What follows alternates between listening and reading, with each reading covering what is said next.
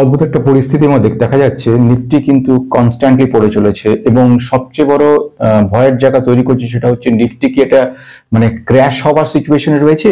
The Indian market is moving towards the crash. অর্থাৎ এই মুহূর্তে মানে যেখানে দাঁড়িয়ে রয়েছে নিফটি 22,200-তে, কোথায় ভাবা হয়েছিল 23,200-র কথা, সেটা 22,800, সেটা থেকে পর্যন্ত নিচে নেমে গেছে।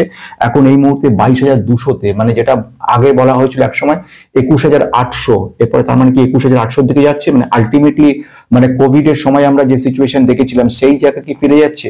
এবং সেন্সেক্স দেখছি 73,725, সেটা আনবিলিভেবল সিচুয়েশন। অনেকে প্যানিকড এবং বেশ কিছু যারা ক্লায়েন্ট রয়েছে আমার বহুদিনের পুরনো, তারাও রীতিমতো টেনশন করছে এবং তারা বলছে যে যারা কোভিড 2019-20 সাল নাগাদ যারা ইনভেস্ট হয়েছিল তারাও দেখতে পাচ্ছে তাদের মার্কেট, তাদের পোর্টফোলিও কিন্তু নেগেটিভের দিকে চলে এসছে। মানে এমনই সিচুয়েশন দাঁড়িয়েছে।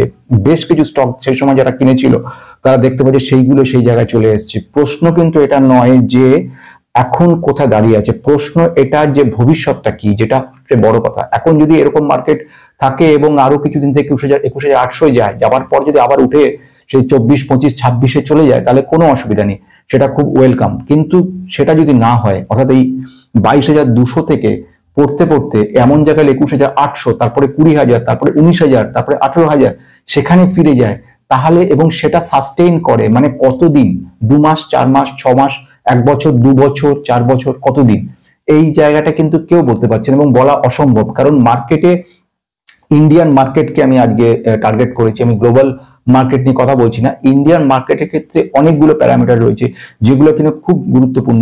সেইগুলো ইম্প্যাক্ট ঠিক মতো না হওয়ার জন্য আমরা সেন্সেক্সের ক্ষেত্রে 1.29% দেখলাম, নিফটি ব্যাংক 0.82% এবং অটো 1.52%, অটো সেক্টর ডাউন হয়ে গেছে।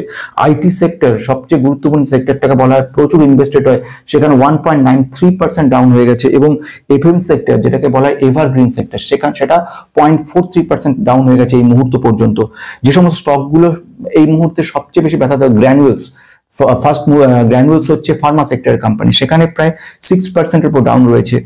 আইআরইডিএ সেখানে 5% ডাউন রয়েছে। টেক মাহিন্দ্রা 5% রয়ে গেছে। জেনটেক টেকনোলজি, যে কোম্পানিটা খুব আশাজনক আমাদেরকে দেখিয়েছিল এবং হাজার % রিটার্ন দেওয়ার ক্ষমতা রাখে এবং যে কোম্পানিটার মানে যে বিজনেস গ্রোথ ফ্যান্টাস্টিক হচ্ছে, সেই কোম্পানিটা লোয়ার সার্কিটে চলে গেছে 5%। অ্যান্ড সোনাটা সফটওয়্যার, একটা আর্টিফিশিয়াল ইন্টেলিজেন্স জেন সফটওয়্যার, তারপর সেই কোম্পানিটা 5%, এরকম প্রচুর কোম্পানি কিন্তু ডাউন হয়ে গেছে। এই সেম সিচুয়েশন দাঁড়িয়ে রয়েছে বেশ কতগুলো পয়েন্টের উপরে। আজকের এই ভিডিওটার মুখ্য উদ্দেশ্য হচ্ছে মার্কেট তাহলে কোথায় যেতে চলেছে, এখন তাহলে কি করা উচিত, এবং যারা ইনভেস্টর রয়েছে পুরনো নতুন সেই এই সিচুয়েশনে তারা কি করবে, যারা আমার পোর্টফোলিও অ্যানালিসিস করেছো তারা কি করবে, যারা এই মুহূর্তে কোভিড এর সময় থেকে ইনভেস্টেড হয়ে রয়েছে, যে সমস্ত আমার যারা পোর্টফোলিও অ্যানালিসিস করেছে আমাকে দিয়ে, এবং যারা আমার ক্লায়েন্ট তারা কি করবে। কারণ এখানে প্রচুর ক্লায়েন্ট রয়েছে আমার, তাদেরকে সকলকে বলা একসঙ্গে ভিডিওটার মধ্যে সব কাজটা হয়ে যাবে। প্রথম আজ জায়গায় আসবো কেন, যদি কেনটাকে উত্তর দিতে পারি তারপরে পরবর্তীকালের কতদিন সেই উত্তরটা কিন্তু চলে আসবে। তো কেন, এই প্রশ্নটা শুরু করার আগে আমি সৌম্য স্বাগত জানাচ্ছি টেক ইনভেস্টর গ্রুপ পক্ষ থেকে। নতুন যারা সাবস্ক্রাইব করে বেল আইকনটা প্রেস করো, পুরোনোদের অজস্র লাইক কমেন্ট শেয়ার, প্রচুর মোটিভেট করছো কনস্ট্যান্টলি। পেন ড্রাইভ অলরেডি বেরিয়ে গেছে, পেন ড্রাইভ কি এগুলো আগে বলেছি, এখন আর সেটা নিয়ে বলছি না। এখন যেটা বক্তব্য, এই মুহূর্তে সবচেয়ে ইম্পর্টেন্ট ইস্যু যেটা, সেটা হচ্ছে সিচুয়েশন। প্রথম যে জায়গাটার কথা যাব সেটা কি, সেটা হচ্ছে আমাদের এই মুহূর্তে মানে আজকে সবচেয়ে গুরুত্বপূর্ণ যে ডেটাটা আসার কথা রয়েছে সেটা কিন্তু হচ্ছে জিডিপি, গ্রস ডোমেস্টিক প্রোডাক্ট। এটার একটা সেন্টিমেন্ট কিন্তু কাজ করছে। এই সেন্টিমেন্ট কিন্তু ছোট ব্যাপার নয়, সেন্টিমেন্ট শুধু দেশে নয় সারা বিশ্বে। কারণ ইন্ডিয়া একটা বড় ভূমিকা নিয়ে রয়েছে সারা বিশ্বের ক্ষেত্রে, এবং সেখানে এই মুহূর্তে দাঁড়িয়ে কি সিচুয়েশন, তাহলে কি করবে যারা ইনভেস্টেড, তারা কি করবে, যারা ইনভেস্টমেন্ট করার চিন্তা ভাবনা করছো, এই মুহূর্তে ইনভেস্ট যদি করে রাখি একটা ভালো সুযোগ, ভবিষ্যতে কি ভালো রিটার্ন দেবে, তারা কি করবে, ঠিক এক্সাক্ট কোথা দাঁড়িয়ে রয়েছে, এই একটা ডাইলেমা চলছে। অর্থাৎ দ্বিধাদ্বন্দ্বে ভরা চলছে যে কি করবে কি করবে না। প্রথম একটা সবচেয়ে বড় গুরুত্বপূর্ণ পয়েন্ট জিডিপি। জিডিপির উপর প্রচুর দাঁড়িয়ে রয়েছে বিষয়টা, কারণ গতবারে যে জিডিপি দেখিয়েছে আমাদের মোটেও আশাজনক দেখায়নি। শুধু নয়, রিজার্ভ ব্যাংক অফ ইন্ডিয়া যেটা বলেছিল জিডিপি একটা বড় জায়গা আসতে চলেছে, সেটা আসতে পারেনি। এবং এটা যখন রিয়েল যে জিডিপি সেটা অনেক কম, 5.4%, 6.77% কাছে এক্সপেক্ট করা হয়েছিল। আমরা এক্সপেক্ট করেছিলাম চায়নার সঙ্গে সমানভাবে টক্কর দিতে পারবো, আমরা থার্ড ইকোনমিক গ্রোথ পাওয়ারফুল কান্ট্রিতে পৌঁছাতে চলেছি। সেইভাবে সমস্ত ইনভেস্টমেন্ট করছিল বিদেশিরা এবং ইন্ডিয়ানরা।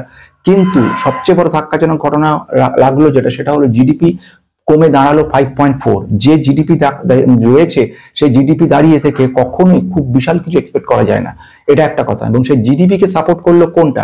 Q3 result. Q2 রেজাল্ট আমরা দেখেছিলাম দারুণ রেজাল্ট করবে আগামী Q3 তে, কেন বড় বড় স্পেশালিস্টরা বলেছিল এবং যারা ম্যানেজমেন্ট তারাও কোম্পানি তারাও বলেছিল যে আমরা Q3 তে একটা ভালো কিছু দেখাতে চলেছি। কিন্তু আলটিমেটলি দেখা গেল মানে যাকে বলে বজ্র আটুনি ফসকা গেল, যেখানটা আশা করা হয়েছিল বড় বিরাট কিছু, দেখা গেল সেই জায়গাগুলোতে ফাঁকা রয়ে গেছে। সেই রেজাল্ট মানে হিসেব যদি করো 100টা কোম্পানি যদি Q3 রেজাল্ট বেরোয়, দেখা গেছে 52টা কোম্পানির রেজাল্টই খুবই খারাপ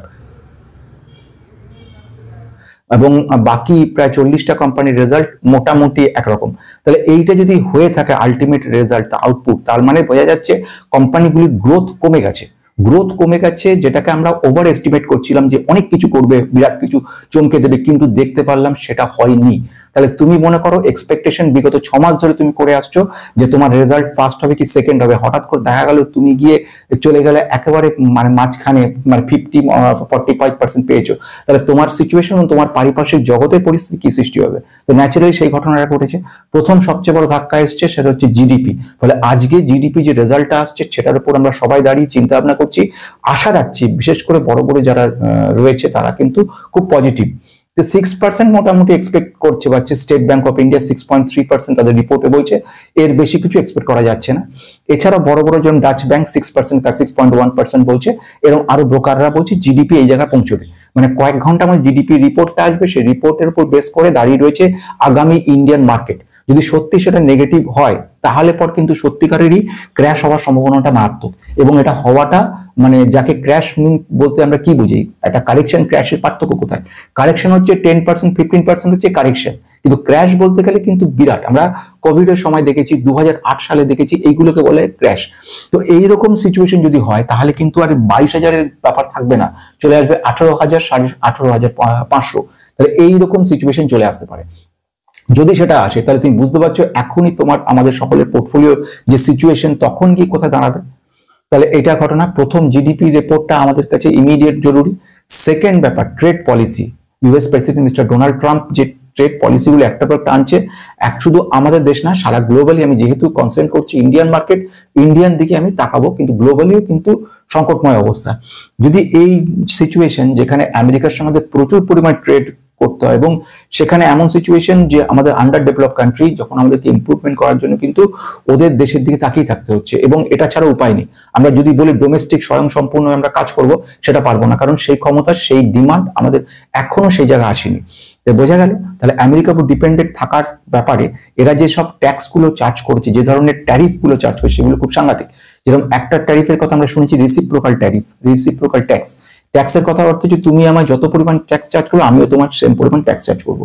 ফলে ইন্ডিয়ার ক্ষেত্রে এটা মারাত্মক ক্ষতিগ্রস্ত হবে। এবং সেকেন্ড ওয়ান, যদি এই ট্যারিফ চার্জের ক্ষেত্রে সম্মতি দেওয়া, মানে ইন্ডিয়া যখন মিস্টার মোদি যখন কথা বলতে যায় মিস্টার ট্রাম্পের সঙ্গে, তার আগেই কিন্তু রিসিপ্রোকাল ট্যাক্স চার্জ করে ফেলেছে। অর্থাৎ কোনো লাভ নেই, মানে আলটিমেটলি ডোমেস্টিক প্রোডাক্ট গুলোর ক্ষেত্রে বড় পরিমাণে বাস। অর্থাৎ রিসিপ্রোকাল বলতে যদি তুমি দুদিকে দুটো রাস্তায়, তোমার দুদিকেই মানে তরোয়ালের দুটো সাইডই ধার, এবার তুমি যেদিকেই যাবে সেদিকেই কাটবে। অর্থাৎ তুমি যদি মনে করো না আমি রিসিপ্রোকাল ট্যাক্স মেনে নিয়ে সে ডবল চার্জ করবো আমেরিকার প্রোডাক্ট গুলো আসছে, তাহলে পর সেক্ষেত্রে কিন্তু তোমার নিজের যে সিচুয়েশন দাঁড়িয়েছে, হয়তো ডোমেস্টিক জায়গাটা বাঁচবে কিন্তু তোমার যে এক্সপোর্ট সেগুলো নষ্ট হয়ে যাবে। আবার এক্সপোর্টটা তুমি ভালো করতে চাইছো, সেখানে গিয়ে তুমি বলছো ঠিক আছে আমরা ট্যাক্স নেবো না, 10% ট্যাক্স নেবো, তাহলে সেক্ষেত্রে তোমার ক্ষতিগ্রস্ত হবে। ইন্ডিয়ান মার্কেটে বিদেশিরা আসবে এবং সেখানে ইন্ডিয়ান যে প্রোডাক্ট গুলো সেগুলো শেষ হয়ে যাবে। ফলে এইটা বোঝা যাচ্ছে, কারণ কোয়ালিটিতে এখনো আমরা কিন্তু কম্পিট করতে পারছি না ইন্টারন্যাশনালি। যতই এখনো প্রচেষ্টা হোক, আরো হয়তো বছর কয়েক যাবে তবে আমরা পারবো। তো সেই জন্য একটা ড্রোন টেকনোলজি, ড্রোন রিলেটেড ব্যাপার, ফার্মাসিউটিক্যাল ব্যাপার, এফএমসিজি ব্যাপার, এখান থেকে আইটি সেক্টরের একটা ব্যাপার, আইটি ক্ষেত্রে যে সমস্ত প্রেশার গুলো করা হচ্ছে সেগুলো মারাত্মক এবং ভয় পাচ্ছে। বেশ কিছু আইটি ক্ষেত্রে যে ঘটনাগুলো বলছে এখনো পর্যন্ত আসেনি, কিন্তু চিন্তা করছে যেসব কোম্পানিগুলো ছেলেমেয়েরা আসবে, বিদেশি কি কাজ করবে, ইন্ডিয়ান যারা, তাদেরকে আটকানো হচ্ছে, ভিসা ক্ষেত্রে আটকে দেওয়া হচ্ছে। ফলে ওদের যেসব এমপ্লয়িরা আছে, ওদের যে নাগরিক আছে, জনগণ, তাদেরকে নিতে গেলে ডবল চার্জ দিয়ে আইটি কোম্পানিগুলো নিতে হবে এবং এর ফলে কোম্পানি এমপ্লয় কস্টটা কিন্তু অনেকটা বেড়ে যাবে। এমপ্লয় কস্ট বেড়ে যাওয়া মানে প্রফিটেবিলিটি হ্যাম্পার হওয়া, প্রফিটেবিলিটি কমে যাওয়া অর্থ হচ্ছে তোমার যে রিটার্ন পাওয়ার কথা সেটা তুমি পাবে না। ফলে অনেকেই যারা রয়েছে তারা প্যানিকড, যারা লং টার্ম ইনভেস্টর তারা সেল করে দিচ্ছে আইটি কোম্পানিগুলো। ফলে এমন একটা সিচুয়েশন দাঁড়াচ্ছে যেখানে অনেকেই এই সিচুয়েশন, এক নাম্বার জিডিপি, সেকেন্ড ওয়ান দাঁড়িয়ে রয়েছে কি, সেটা হচ্ছে ডোনাল্ড ট্রাম্পের বিভিন্ন মারাত্মক সব পলিসিগুলো, যেগুলো আলটিমেটলি হিট করতে চলেছে ইন্ডিয়ান মার্কেটকে সাংঘাতিকভাবে।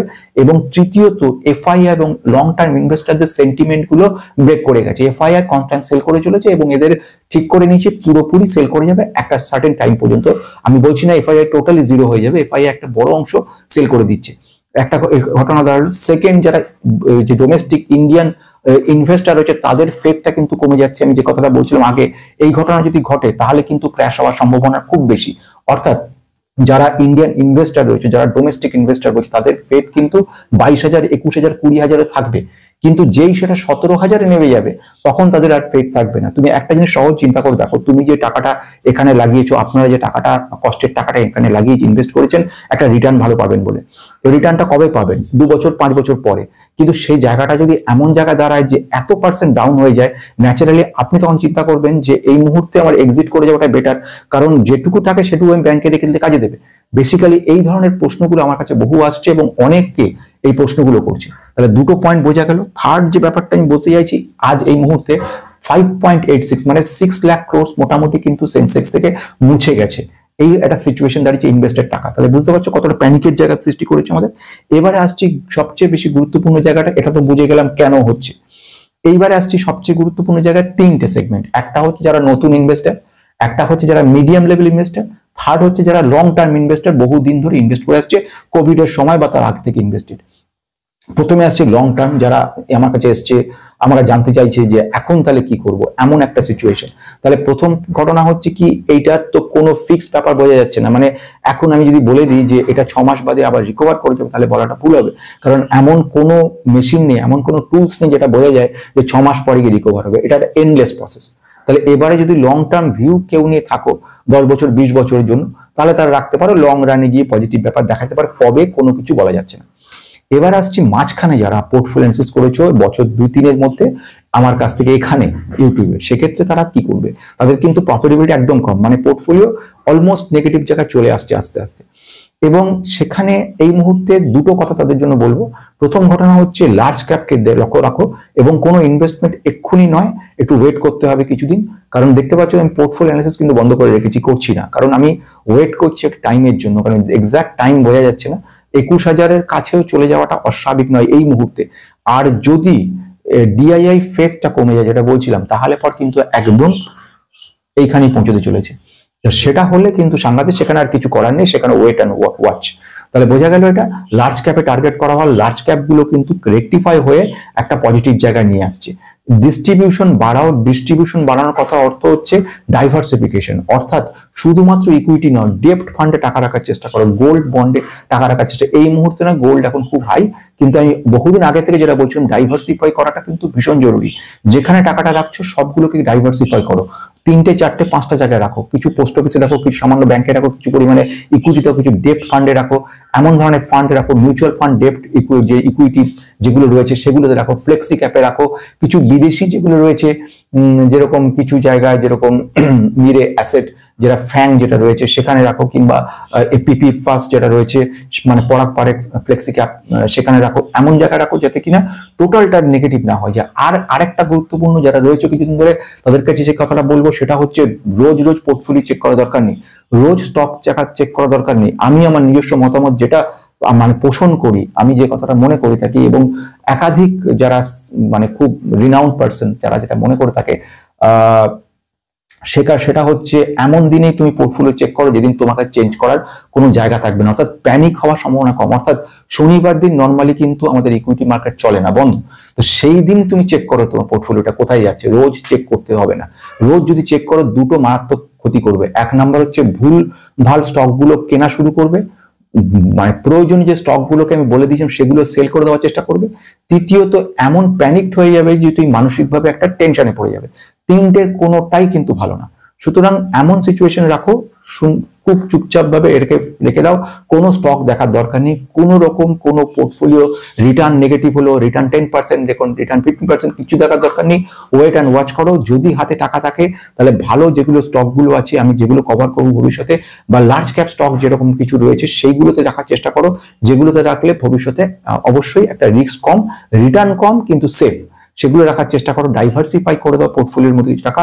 আর একটা বেটার হয় কিছু টাকা হাতে রাখার চেষ্টা করো, টোটাল টাকাকে 3টে ভাগে ভাগ করে নাও। একটাকে রাখো 50%, 25%, 25%।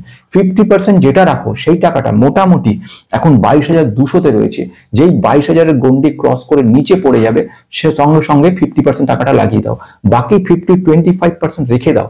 সেটা যখন 21,000-কে ভেঙে যাবে, নিচে পড়বে, তখন তোমরা 25% লাগবে। বাকি 25% আরো রেখে দাও, প্রিজার্ভ করো এবং সেটা ওয়েট করো, ওয়েট অ্যান্ড ওয়াচ মারফত। যদি সেরকম ভালো কোনো স্টককে দেখতে পারো যে পাওয়ারফুল ফান্ডামেন্টাল স্টক, আমি বহুবার ফান্ডামেন্টাল স্টক কি বলে সব বুঝিয়েছি, যারা বোঝনি বা এখনো পর্যন্ত জানো না, পেন ড্রাইভে আমি সমস্ত রকম ভাবে সমস্ত ফান্ডামেন্টাল গুলো দিচ্ছি। আমি বেসিক্যালি আমার যে চ্যানেল ছিল বেস্ট ইনভেস্টর, সেখানে আমি রেখেছিলাম, কিন্তু আপাতত ইউটিউব থেকে সেগুলো বন্ধ রেখেছি মেম্বারশিপ, সেই জন্য আমি সেগুলো তোমাদের দেখাতে পারছি না। কিন্তু এর একটা সাবস্টিটিউট হিসেবে যখন অফলাইনে থাকছো, যখন ইউটিউব থাকছে না, সেই সিচুয়েশনও তুমি নিজের মোবাইলে কিংবা কম্পিউটার কিংবা তোমার ল্যাপটপ কিংবা তোমার ট্যাবে তুমি বসে সেই জিনিসগুলোকে কিন্তু দেখতে পারো। সেইগুলো একটা পজিটিভ জায়গা তৈরি করবে। তাহলে বোঝা গেল একটা পয়েন্ট। সেকেন্ড পয়েন্ট হচ্ছে থার্ড ওয়ান, যারা নতুন রয়েছে তারা কি করবে। এটা সবচেয়ে গুরুত্বপূর্ণ পয়েন্ট। নতুন যারা, তারা কিন্তু মার্কেটে আসনি বা আসার চেষ্টা করছো, অনেকে অ্যাডভাইস করছে এই মুহূর্তে দারুণ সুযোগ, এখনই ইনভেস্ট করো। তাদের উত্তরে তাদেরকে আমি যে কথাটা বলবো, প্যানিক করার চেষ্টা করবে না। আমার এক ক্লায়েন্টের উদাহরণ দিয়ে কথাটা বলার চেষ্টা করছি। সেটা হচ্ছে একজন ক্লায়েন্ট নতুন এসছে, যে এসে প্রথম ইনভেস্ট হওয়ার চেষ্টা করছে এবং একদম ফ্রেশ। তাকে আমি, সে যখন আমার কাছে এসে জিজ্ঞেস করছি যে আমি এখন কোনটা ইনভেস্ট করব, তার উত্তর আমার ছিল একটাই, এবং এখন ইনভেস্ট করার প্রয়োজন নেই, ওয়েট করতে হবে। এবং ওয়েটটা কতটা, সেটা সবচেয়ে বড় প্রশ্ন, সেটা হচ্ছে সবচেয়ে গুরুত্বপূর্ণ প্রশ্ন। এখন যদি ইনভেস্টেড হয়ে থাকো, এবার মার্কেট যদি 18,000-এ চলে যায়, তাহলে তোমার ইনভেস্টমেন্ট অ্যামাউন্টগুলো সব নেগেটিভ হবে। তাহলে তোমায় কি জানতে হবে, ফান্ডামেন্টাল ভালো করে। ফান্ডামেন্টাল বলতে ভ্যালুয়েশন চেক করতে হবে। আমার যে পেন ড্রাইভে যে ভিডিওগুলো দিয়েছি, মোটামুটি 25-26টা ভিডিও আছে, তার মধ্যে ফান্ডামেন্টালে ভ্যালুয়েশন চেকিং এর উপরে কিভাবে ক্যালকুলেশন করা হয়, আরএসআই কিভাবে কাজ করে, কিভাবে আমরা ইন্ট্রিনসিক ভ্যালু ক্যালকুলেশন করব, কি করে একটা ইন্ট্রিনসিক ভ্যালু শুধু নয়, তার সঙ্গে এন্টারপ্রাইজ ভ্যালু চেকিং করব, কিভাবে আমরা বুঝতে পারবো একটা স্টকের কোন কোন জায়গায় রয়েছে, ফান্ডামেন্টাল কতটা স্ট্রং রয়েছে, সেগুলো সেখানে বলেছি। এখানে এই সময় নেই, এভাবে বলা সম্ভব না, সেইগুলো দেখতে পারো। এছাড়া নিজেরা ফান্ডামেন্টাল অ্যাসেস করতে পারো। যারা আমার সঙ্গে বহু বছর আছো, কিছুটা হলেও তারা ফান্ডামেন্টাল শিখে নিয়েছো, ফলে সব দিকে কিন্তু এই জায়গাগুলো আমাদেরকে একটা পজিটিভ জায়গা দেখাবে। তো এখন এই মুহূর্তে আমার যে বক্তব্য রয়েছে, ওয়েট করতে হবে। মার্কেট কিন্তু রোজ দেখার দরকার নেই, প্যানিকড হওয়ার দরকার নেই, বারবার ফোন করে টেনসড হয়ে বাকিদের টেনশন করার দরকার নেই। যারা হোয়াটসঅ্যাপ গ্রুপে রয়েছে, আমি দেখতে পাচ্ছি অনেকে টেনসড হয়ে মেসেজ করছো, টেনশন করার দরকার নেই। আবার ওভার স্মার্ট হওয়ারও দরকার নেই যে সবকিছু ঠিক আছে এখন ইনভেস্ট করো, কি এই অমুক স্টকে ইনভেস্ট করো, সেটা না। নিজেদেরকে অবজার্ভ করতে হবে, নিজের টাকা আলটিমেটলি নিজের রেসপন্সিবিলিটি। এই রেসপন্সিবিলিটি কেউ নেবে না, শুধু নিজে ছাড়া। সুতরাং নিজেকে বুঝে নিতে হবে কোন স্টক ভালো, কোন স্টক খারাপ, কোনটা নেওয়া উচিত, কোনটা নেওয়া উচিত না। সব কাজ আমরা সাহায্য করতে পারি, আমি এবং আমার মতো যারা রয়েছেন তারা সাহায্য করতে পারি, কিন্তু আলটিমেট ডিসিশন তোমার। তুমি নিজে চিন্তা ভাবনা করে নেবে, কারণ আলটিমেট যে রেজাল্টটা পাবে সেটা তুমি পাবে, আমিও পাবো না, আবার আমার সহ যতজন কর্মী রয়েছে তারাও পাবে না। সুতরাং নিজেকে বুঝে নিতে হবে। আজকের মতো ভিডিওটা এখন শেষ করছি, আবার নেক্সটে দেখা হবে। নমস্কার।